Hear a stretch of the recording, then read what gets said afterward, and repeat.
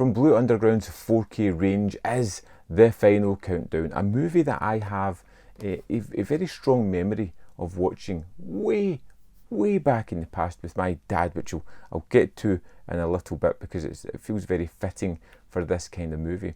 Now, the movie stars Kirk Douglas and Martin Sheen, who is a great cast to have in these kind of movies. You get Captain Yealand, who is captain of this Nimitz, this battleship that is just testing waters, who is going out on a kind of initial journey just to test out all the equipment in that.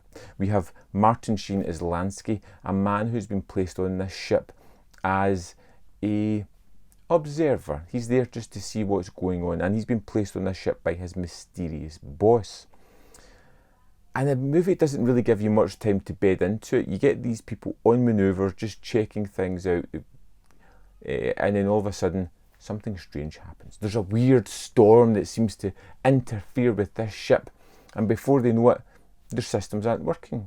Things are a little bit different. Everybody's a little bit shook up, and as they slowly start to piece together the information of what they have by sending up scouting ships to take pictures and things, they suddenly realise that they are back just before the attack on Pearl Harbor, and now they have a ship that is capable of defending that, of taking down the Japanese fleet that is heading that way. And it becomes an almost what if kind of question. You know, what if we had the ability to stop this before it happened? And the moral quandary of, should they interfere with the history? How will they ultimately affect things if they do that?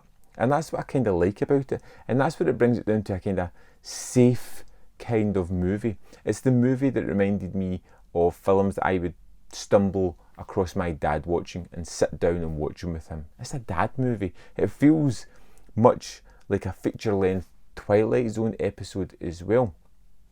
One of the ones that's not really horrific, but more just evocative of thoughts and conversation.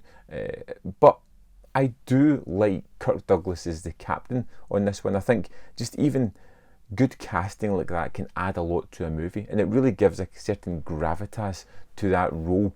And he does things that are very unexpected for a captain, the way he's kind of pragmatic. In fact, the whole senior team upon the ship are very pragmatic as they kind of look at hard facts and realise that this is what's happened. They are somehow back in time.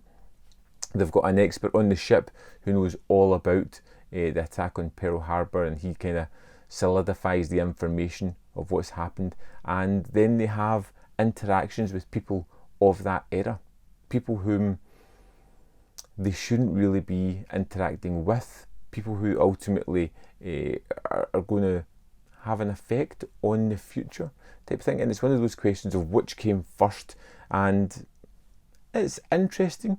It's nicely shot. I think some of the effects are a little bit dated, but I kind of like that dated effect of it. The Final Countdown was an interesting film, one of those ones that I just had fun watching, fun going along with the what if nature of it. It's not a movie that really feels like it's something I'm going to watch often, but it's like a lazy Sunday afternoon kind of movie. And The Final Countdown on this 4K disc was phenomenal. Now, the picture was amazing, as you would expect, but what really blew me away here was the sound on this one. Because at the start of the movie we've got lots of jet engines and things taking off and engine rooms and things going on, there was lots of noise going on, and it just was bombastic watching this.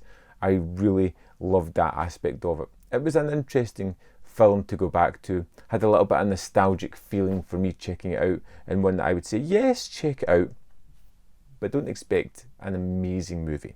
It's solid though.